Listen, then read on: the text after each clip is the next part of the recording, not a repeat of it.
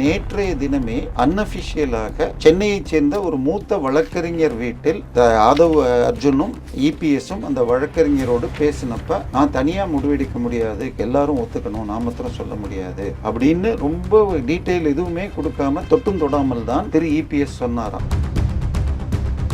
அதிமுக வந்துட்டா ஈஸியா இருக்கும் அப்படின்ன உடனே செங்கோட்டையனை இறக்கி விடுறாங்க. செங்கோட்டையன் திரு வேலுமணிக்கு போன் பண்றாரு. வேலுமணி என்ன சொல்றாரு, கோயம்புத்தூர்ல ஒரு சீட்டு தொண்டாமுத்தூர் மாத்திரம் தான் நாங்க ஜெயிச்சிருக்கோம், அதிமுக மீதி எல்லாமே தாவேக்காவும் செந்தில் பாலாஜியும் எடுத்துக்கிட்டாங்க, எங்க கீழே ஜாஸ்தி இல்லை, சிவி சண்முகத்தை பிடிங்கன்னு அவரே சொல்லிட்டாராம். அதிமுகவில் இருக்கிற எம்எல்ஏக்களில் 15 பேர் வன்னியர்கள். சிவி சண்முகத்துக்கு கீழே எளிதாக அப்படியே வந்துடுறாங்க. சிவி சண்முகம் திரு எம்ஆர் விஜயபாஸ்கர் அவர்களும் நம்ம தாவேக்காவுக்கு ஆதரவு கொடுப்பது தான் சரி மேலே அவரும் சொல்லிட்டார். ஆதரவா கட்சியில சேர்றதா தாவேக்காவோடு அபிஷியலாக போன் செய்யப்பட்டு விஜய் தரப்பிலிருந்து இபிஎஸ்ஐ புஷி ஆனந்த் அபிஷியலாக சந்தித்து பேசினப்ப நேற்றைய விட இன்னைக்கு கொஞ்சம் கோஆபரேட்டிவா பேசினாலும் முழுமையாக ஒத்துக்கொள்ளவில்லை. எங்களுக்கு நாங்கள் ஆட்சியை பிடிக்கணுங்கிறது முதல் லட்சியமாக இருந்தாலும் புரட்சி தலைவரால் புரட்சி தலைவியால் கொடுக்க தீய சக்தி என்ற அடையாளம் கட்ட திமுக ஒழிக்கணும், ஸோ அதை நோக்கி தான் நாங்கள் பிரயாணிப்போங்கிற மாதிரி ஒரு இதை கொடுத்துட்டாருன்னு சொல்லி வெளியில் சொல்லிட்டாங்க. ஸோ தட் மீன்ஸ் இபிஎஸ்ஐயும் ஓரளவு சமாளிக்க வச்சுட்டாங்க. கூட்டணியோடு சேர்ந்து கொண்டு அமைச்சரவையிலும் பங்கு சேர்ந்துக்கிட்டு வைக்கிற 2 கண்டிஷன், சிவி சண்முகம் ரிசைன் பண்ற போஸ்ட்டை 3வது த்ரிஷா அவர்கள் கொடுப்பாங்க. மோஸ்ட்லி இன்னைக்குள்ள தாவேகா கூட்டணி கூட்டு மந்திரி சபைங்கிற அளவுக்கு போக வாய்ப்பு. திமுக அதிமுக அப்படிங்கிற ஒரு இடம் மாதிரி திமுக தாவேகா அப்படிங்கிற ஒரு இடத்துக்கு தமிழக அரசியல் நகர்ந்துகிட்டு இருக்கா? அது கூட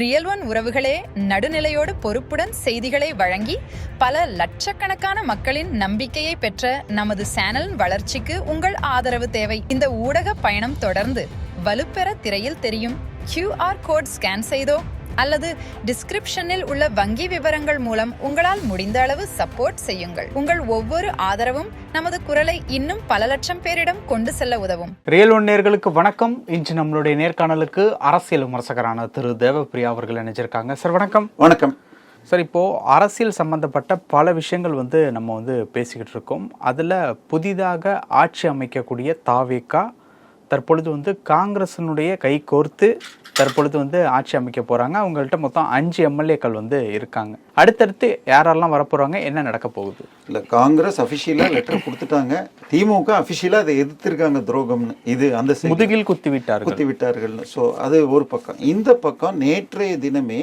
அன்அபிஷியலாக சென்னையைச் சேர்ந்த ஒரு மூத்த வழக்கறிஞர் வீட்டில் ஆதவ் அர்ஜுனும் இபிஎஸும் அந்த வழக்கறிஞரோடு பேசினப்ப, நான் தனியாக முடிவெடுக்க முடியாது, எல்லாரும் ஒத்துக்கணும், நான் மாத்திரம் சொல்ல முடியாது அப்படின்னு ரொம்ப டீட்டெயில் எதுவுமே கொடுக்காம தொட்டும் தொடாமல் தான் திரு இபிஎஸ் சொன்னாராம். இவங்க நீங்கள் வாங்க மந்திரி சபையிலையும் பதவிங்கிற மாதிரி எல்லாம் ஆதரவு கொடுத்தால் கூட இதை எதையுமே ஏற்றுக்கிட்ட மாதிரியும் இல்லாமல் நான் தனியாக பண்ண முடியாது, எல்லா டிஸ்ட்ரிக்ட்லேயும் தான், கன்னியாகுமரியிலையும் ஜெயிச்சிருக்காங்க, ஒசூர்லேயும் ஜெயிச்சிருக்காங்க, ஸோ இது நாங்கள் பார்க்கணுன்னு இருக்காங்க.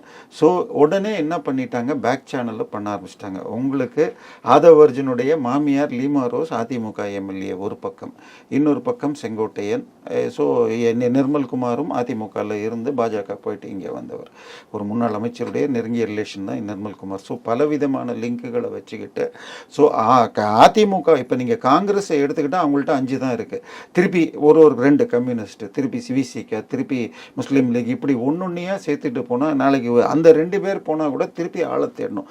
அதிமுக வந்துட்டா ஈஸியாக இருக்கும் அப்படின்ன உடனே செங்கோட்டையனை இறக்கி விடுறாங்க. செங்கோட்டையன் திரு வேலுமணிக்கு ஃபோன் பண்ணுறாரு. ஸோ வேலுமணி என்ன சொல்லிட்டார், கோயம்புத்தூரில் ஒரு சீட்டு தொண்டாமுத்தூர் மாத்திரம் தான் நாங்கள் ஜெயிச்சிருக்கோம், அதிமுக மீதி எல்லாமே தாவேக்காவும் செந்தில் பாலாஜியும் எடுத்துக்கிட்டாங்க, எங்க கீழே ஜாஸ்தி இல்லை, சிவி சண்முகத்தை பிடிங்கன்னு அவரே சொல்லிட்டாராம். ஸோ சிவி சண்முகத்தை அதுக்குள்ளே சிவி சண்முகத்துக்கு இவர் சொல்லிட சிவி சண்முகம் மொத்த எம்எல்ஏக்களை கான்டாக்ட் பண்ணாராம். அவங்க அதிமுகவில் இருக்கிற எம்எல்ஏக்களில் 15 பேர் வன்னியர்கள். ஸோ அது அவங்க சிவி சண்முகத்துக்கு கீழே எளிதாக அப்படியே வந்துடுறாங்க. அது இல்லாமல் இன்னொரு 18 எம்எல்ஏக்கள் சிவி சண்முகம் பின்னால் இருப்பதாகவும், சிவி சண்முகம் இவரும் திரு எம்ஆர் விஜயபாஸ்கர் அவர்களும் நம்ம தாவேக்காக்கு ஆதரவு கொடுப்பது தான் சரி அப்படின்னு வீராலிமலை அவரும் சொல்லிட்டார். ஆதரவா கட்சியில் சேர்றதா இல்லை, தாவேக்காவோடு கூட்டணி உறவு என்ன வேணால் அது அது அது அடுத்த முடிவு. நம்ம இப்போ தாவேக்காக்கு ஆதரவு கொடுப்பது பண்ணணும்னு இருக்காரு. ஸோ இதை இப்போ காலையில் வரைக்கும் இவர் ஏற்றுக்கொள்வதாக இல்லை. இபிஎஸ் இது எம்எல்ஏக்கள் கூட்டம் நடத்துவதாக இருந்ததை தள்ளி வச்சுட்டாங்க. இதுக்கு நடுவில் அஃபீஷியலாக ஃபோன் செய்யப்பட்டு விஜய் தரப்பிலிருந்து இபிஎஸ்ஐ புஷி ஆனந்த் அஃபீஷியலாக சந்தித்து பேசினப்ப இல்லை நான் இப்போ நேற்றைய விட இன்னைக்கு கொஞ்சம் கோஆபரேட்டிவாக பேசினாலும் முழுமையாக ஒத்துக்கொள்ள. ஸோ அதன் பிறகு வெளியில் வந்த அறிக்கையில் எங்களுக்கு நாங்கள் ஆட்சியை பிடிக்கணுங்கிறது முதல் லட்சியமாக இருந்தாலும் முக்கியமான லட்சியம் திமுக புரட்சி தலைவரால் புரட்சி தலைவியால் கொடுக்க தீய சக்தி என்ற அடையாளம் கட்ட திமுக ஒழிக்கணும். ஸோ அதை நோக்கி தான் நாங்கள் பிரயாணிப்போங்கிற மாதிரி ஒரு இதை கொடுத்துட்டாருன்னு சொல்லி வெளியில் சொல்லிட்டாங்க. ஸோ தட் மீன்ஸ் இபிஎஸ்ஐயும் ஓரளவு சமாளிக்க வச்சுட்டாங்க. இப்போ மந்திரி சபையில் சேர போகிறாங்களா இல்லை வெளியிலேருந்து ஆதரவானா? வெளியிலேருந்து ஆதரவு கொடுத்து நாளைக்கு திருப்பி சிக்கல்கள் வரும், உள்ள சேர்த்துக்கிறதெல்லாம் போகலாம். இன்னும் இபிஎஸ் தனக்கு ஒரு ஹோல்டு இருக்கணும்னு வச்சுக்கோங்க. அந்த மந்திரி சபையில் சேர்றதை விட சபாநாயகராக சேர்ந்துட்டால் சிவி சண்முகத்தை துணை முதல்வராகவோ போட்டுட்டு இவர் சபாநாயகர் போஸ்ட்டை கேட்டு வாங்கிக்கிட்டால் நாளைக்கு கட்சி தாவல் எல்லா விஷயங்களும் அவர் கண்ட்ரோலில் இருக்கும். ஸோ 74 வயசு ஆயிடுச்சு ஆல்ரெடி அவருக்கு, அடுத்த முறை 79 ஆகிடும். ஸோ அதனால் தற்போது உள்ள நிலையில் அதிமுக தாவேகா கூட்டணிக்கு மிகப்பெரிய வாய்ப்பு. அமைச்சரவையிலும் சேரலாம். இதில் இன்னொரு அட்வான்டேஜ், ஏற்கனவே போன முறை கிட்டத்தட்ட 1000 இடத்துல டிவிஎஸ்சி ரெய்டு பண்ணி ஒரு 3 பேரில் தான் வழக்கு போட்டாங்க. அதில் இது சி விஜயபாஸ்கர் தான், அவங்களே வித்ட்ரா பண்ணிட்டாங்க. ஸோ எஃப்ஐஆர் போட்டாச்சுன்னா இடி உள்ளே வர்றதுக்கும் வாய்ப்பு இருக்கிறதுனால இவங்க உள்ளே போய் சேர்ந்துட்டா அந்த வழக்குகளை விட்டுட்டு திமுக பேரில் தான் வழக்குகள் போகும். ஸோ இது எல்லாத்தையும் உள்ள திங்க் பண்ணிட்டு அதிமுக இதோடு சேர்வதற்கு மிகப்பெரிய வாய்ப்பு இருக்கிறது. கூட்டணியோடு சேர்ந்து கொண்டு அமைச்சரவையிலும் பங்கு சேர்ந்துக்கிட்டு வைக்கிற 2 கண்டிஷன். ஒரு கண்டிஷன், இபிஎஸ் அவர்கள் சபாநாயகர், திரு சிவி சண்முகம் துணை முதல்வர், அது சில இந்த மந்திரிகள்னு கேட்டு வாங்குவாங்க. ஓகே சார், இப்போ அடுத்தடுத்து வேற ஏதாவது கட்சிகள் வருதா திமுக கூட்டணியில் இருக்கக்கூடிய கட்சிகள்? இல்லை, அதுக்கு முயற்சி செய்தது கம்யூனிஸ்டுகள். நேற்றுக்கு சிபிஐ இவர் நாங்கள் யோசிக்கிறோம்ல என்னமோ சொன்னாங்க. பட் திமுக தரப்பில் அதை விரும்பவில்லை.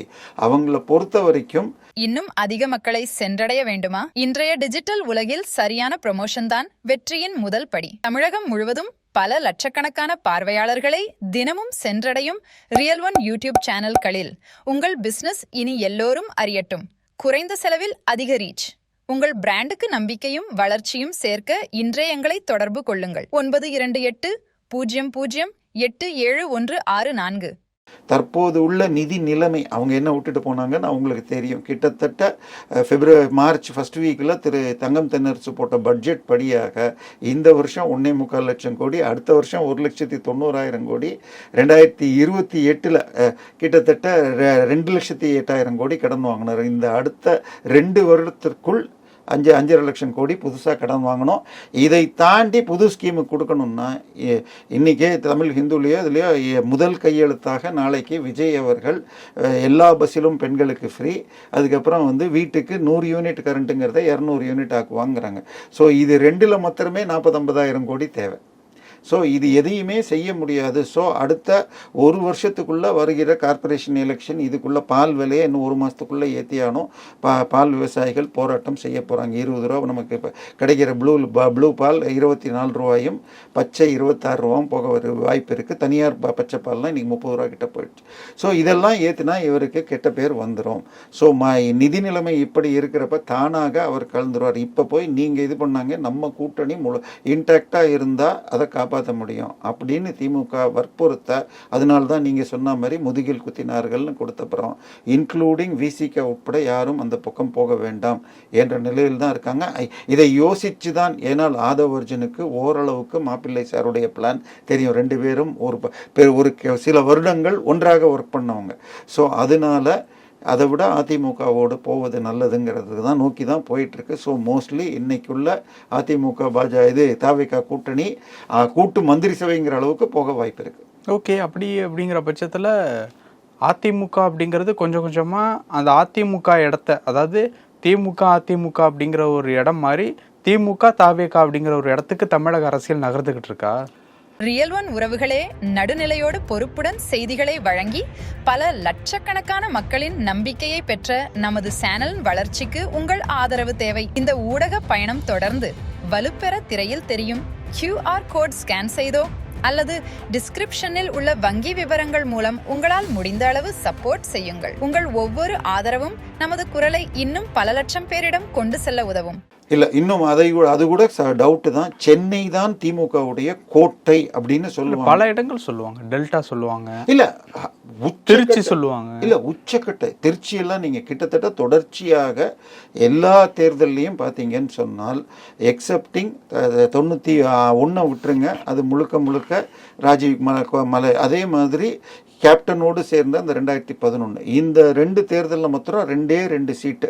அதுக்கப்புறம் பார்த்தீங்கன்னா இன்னும் கொஞ்சம் சீட்டு தான் திமுக ஜெயிச்சது.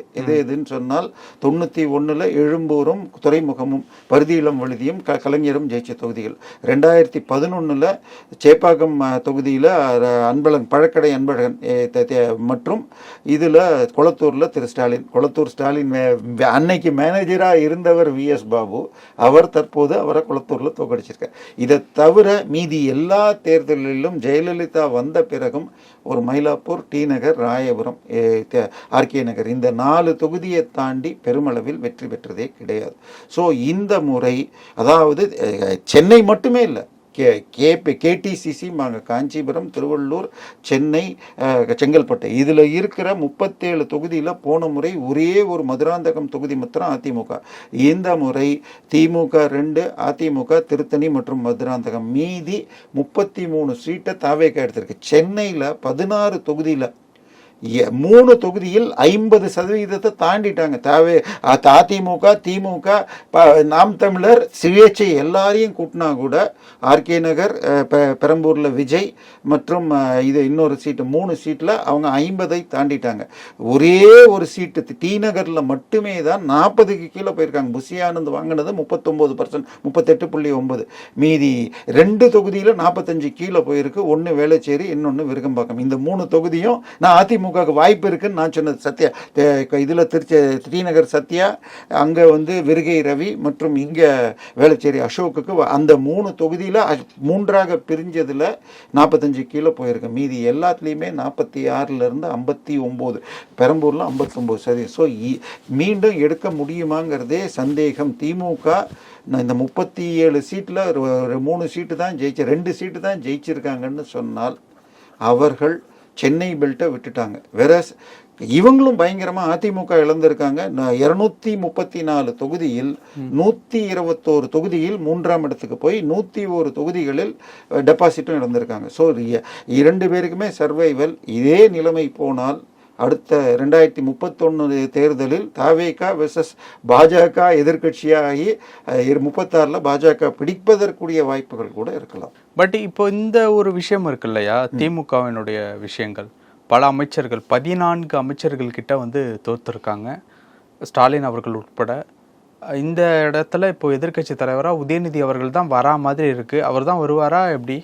இல்லை, அதில் 2 பிரச்சனைகள் இருக்குது. ஒன்று, உதயநிதி அங்கே போய் உட்கார்ந்தால் எதிர்கட்சி தலைவர், அடுத்த எதிர்கட்சி தலைவர் பக்கத்தில் உட்காரணும். எடப்பாடியோ அல்லது அவர்கள் எடப்பாடி சபாநாயகர் ஆகினால் அப்படி ஒரு பேச்சு போய்கிட்டு இருக்கு. அப்படி இல்லைன்னா 2 பேரும் பக்கத்தில் உட்காரணும். இன்னொன்று, அட்டன் பண்ணி டெய்லி கேள்விகள் கேட்டு மடக்கிற நிலைமையெல்லாம் வருதுன்னா அதற்கு பதிலாக நல்ல பேச்சு திறமை உள்ள யாரையாவது போட்டுட்டு இவர் கட்சி தலைவர் போஸ்ட்டை வாங்கிட்டு அவருக்கு ஓய்வு கொடுக்கலான்னு ஒன்று வருது. இன்னொரு விஷயம், பெரம்பூரை இவர் ரிசைன் செய்தால் அங்கே ஸ்டாலின் போட்டி போடலாமான்னு ஒரு சிந்தனை இருக்கு. இல்லைன்னா வேறு ஏதாவது திருவாரூர் தொகுதியில் நிறைய பேர் திருச்சி கிழக்க தான் ரிசைன் பண்ணுவார், பெரம்பூர் அப்படியே வச்சிருப்பாரு அப்படின்னு சொல்றாங்க. இல்லை, 2லையுமே கூட எதா இருந்தாலும் போலான்னு ஒரு சிந்தனையும் இல்லை. திருப்பி ரிஸ்க் எடுக்க வேண்டாம், திருவாரூரில் இதே தற்போதைய MLA ராஜினாமா பண்ண வச்சுட்டு இவர் அங்கே போட்டி போடலாம், ஸ்டாலின் இருக்கணும்னு அப்படி ஒரு சிந்தனையும் போயிட்டு இருக்கு. ஏன்னா கட்சி இவங்களை விட்டே போயிடுமா?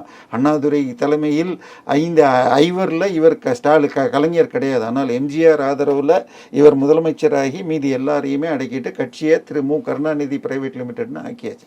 ஸோ அதை இப்போ கட்டி காக்கணும்னா இப்போ இது வேணும். பட் ஸ்டாலினாக இருக்கட்டும், உதயநிதியாக இருக்கட்டும், அவர்கள் அரசியலை சுவாசிப்பவர்கள் கிடையாது, விளையாட்டாக தான் பண்ணிட்டு இருக்காங்க. ஸோ நல்ல உழைப்பு கொடுத்துருக்காரு 50 ஆண்டு ஸ்டாலின், அதில் சந்தேகம் கிடையாது. ஆனாலும் கூட அப்படியே சொன்னதை எடுத்து கேட்டுக்கிட்டு பேசுவாரே தவிர தன்னுடைய எல்லாரையும் தெரிஞ்சுக்கிட்டு போயிட்டு ஒரு அரேஞ்ச்மெண்ட் அது கிடையாது. அப்பாவுடைய மகனாகவே பண்ணிட்டாரு. அவர்கள் 30% தான் உதயநிதி இருக்கார். ஸோ இப்போதைக்கு இது ஸ்டாலினை திருப்பி கொண்டு வந்துட்டு வேறு யாராவது ஒருவரை உங்களுக்கு தலைவராக போடவும் வாய்ப்பு இருக்கு. ஓகே, ஆனால் இப்போ இருக்கக்கூடிய ஒரு சுச்சுவேஷன் படி பார்த்தோம் அப்படின்னா, திருச்சி கிழக்க விஜய் அவர்கள் ரிசைன் பண்ணாங்க அப்படின்னா அந்த இடத்துல லால்குடியில் தோத்த கூப்பா கிருஷ்ணனை தாவேகா சார்பாக போட்டியிட போறாங்க அப்படிங்கிற மாதிரி ஓடிட்டு இருக்கு. CV சண்முகம் ரிசைன் பண்ற போஸ்ட்டை 3வது த்ரிஷா அவர்கள் கொடுப்பாங்க அப்படின்னும் ஒரு செய்தி ஓடுது. இல்லை, இது கூப்பா கிருஷ்ணன் வாய்ப்பு இருக்கிறது.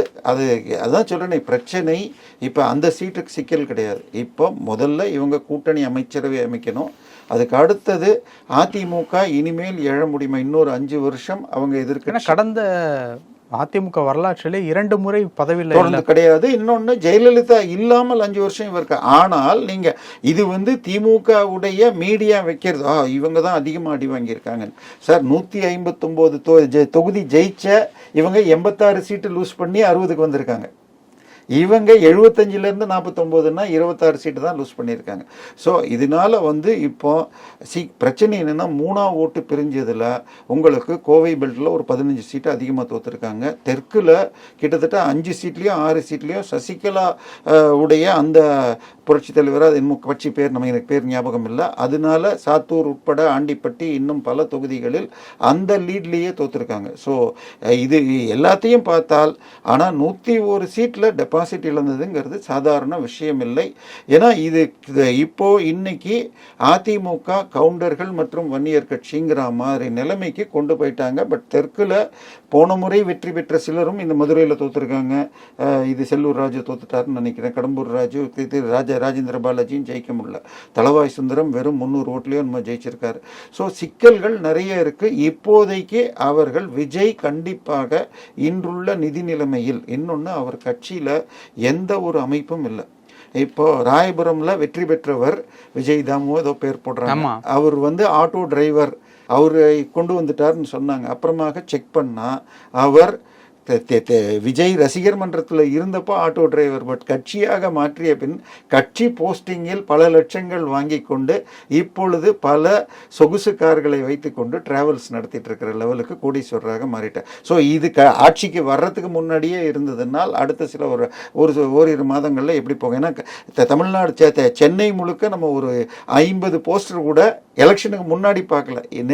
இந்த 2 நாட்களில் எனக்கு என் கண்ணில் 5000 போஸ்டர்கள் தாவேகாவிற்கு விஜய் வெற்றியை கொண்டாடுறதுக்கு வந்துச்சு. ஸோ கட்சியை கைப்பற்றுவதற்கு ஒரு பெரும் முயற்சிகள் நடந்துட்டு இருக்கு. முதல்ல கட்சி இது உள்ளுக்குள்ள நடக்குதுன்னா மேலே ஆட்சியை புரிஞ்சுக்கிறதுக்கு என்ன பண்ண போறாங்க? சகாயம் அவர்களை கொண்டு வருவார்கள்னு சொல்றாங்க ஆலோசகராக. பட் அதை தாண்டி சார், நீங்க டெய்லி தினமணியோ இல்லாட்டி ஹிந்துவோ எக்ஸ்பிரஸ் பார்த்தீங்கன்னா அதில் அப்பாயின்மெண்ட்ஸ்னு ஒரு காலம் போடுவாங்க. ஒரு நாளைக்கு குறைஞ்சபட்சம் 5லேருந்து 20 IAS IPS அதிகாரிகளை டிரான்ஸ்ஃபர் பண்ணுவாங்க. அது யார் என்னன்னு புரிஞ்சுக்கிட்டு 6 மாதத்துக்கு மேலே ஒரு ஆளை வைக்க மாட்டாங்க, தனக்கு தோதான ஆள் செட் ஆகலைன்னா. இப்போ முதல்ல தனக்கு தோதான ஆளுன்னு யாரை கொண்டு வந்து வைக்க போகிறாங்க? வெறும் மதத்தை பார்த்து வைக்க முடியுமா? உதாரணமாக கரூர் இன்சிடெண்ட்டை எடுத்துக்கிட்டிங்கன்னால் விஜய் மேலே அத்தனை குற்றத்தையும் சொன்னவர் டேவிட்சன் ஆசீர்வாதம். இப்போ அவருக்கு போஸ்டிங் கொடுப்பாங்களா? தெரியாது. ஏன்னா 2 IAS அதிகாரிகள் 2 IPS அதிகாரிகள் தான் இந்த ஆட்சியை 5 வருஷத்துக்கு கொண்டு போனார்கள் என்றும் சொல்லப்பட்டது. சொன்னீங்க இல்லை, நக்கீரன்ல வந்தது. நான் சொல்லவே வேண்டாம். நக்கீரன்ல இது உதயசூரியன் ஆட்சியா உதய சந்திரன் ஆட்சியான்னு தலையும் போட்டது. உங்களுக்கு வேணும்னா கட்டிங் நான் கொடுக்குறேன், எனக்கு அதெல்லாம் பிரச்சனை இல்லை. நான் மாத்திரம் சொல்லலை, இதை இவரும் பேசியிருக்காரு, துரைமுருகனும் பேசியிருக்காரு. ஸோ இதனால இப்போ கட்சியை ஒரு பக்கம் விஜய் 24 மணி நேர பாலிட்டிஷியனாக இருக்கிற பிரச்சனைகள் அவர் கொடுத்துள்ள வாக்குறுதிகளை நிறைவேற்றணும். திமுக விட்டு போயிருக்கிற சிக்கல்கள் சொல்லி மாளாது. இந்த சம்மரில் பாலை வாங்கி ஆவினில் வீட்டுக்கு கொடுக்கறதுலேருந்து பல்வேறு சிக்கல்கள் நிலைமையில் விட்டு போயிருக்காங்க. ஸோ இதில் தானாகவே அவர் கவிழ்வார். நம்ம கூட்டணியை ஒன்றாக வச்சுக்கிட்டா கார்பரேஷன் எலெக்ஷனில் சென்னையை தாண்டி மீதி கார்பரேஷன் ஜெயிக்க முடியும் அப்படின்னு திமுக கணக்கு போடுது. ஸோ அதனால எந்த ஒரு கூட்டணி கட்சியையும் போகாதீங்கன்னு தான் இது கொடுக்குது. பட் இந்த சிக்கலை வேண்டான்னு தான் அதிமுகவோடு விஜய் போய்கிட்டு இருக்கு. பல விஷயங்கள் பேசியிருக்கோம். நன்றி சார். ரியல் ஒன் உறவுகளே, நடுநிலையோடு பொறுப்புடன் செய்திகளை வழங்கி பல லட்சக்கணக்கான மக்களின் நம்பிக்கையை பெற்ற நமது சேனலின் வளர்ச்சிக்கு உங்கள் ஆதரவு தேவை. இந்த ஊடக பயணம் தொடர்ந்து வலுப்பெற திரையில் தெரியும் QR கோட் ஸ்கேன் செய்தோ அல்லது டிஸ்கிரிப்ஷனில் உள்ள வங்கி விவரங்கள் மூலம் உங்களால் முடிந்த அளவு சப்போர்ட் செய்யுங்கள். உங்கள் ஒவ்வொரு ஆதரவும் நமது குரலை இன்னும் பல லட்சம் பேரிடம் கொண்டு செல்ல உதவும்.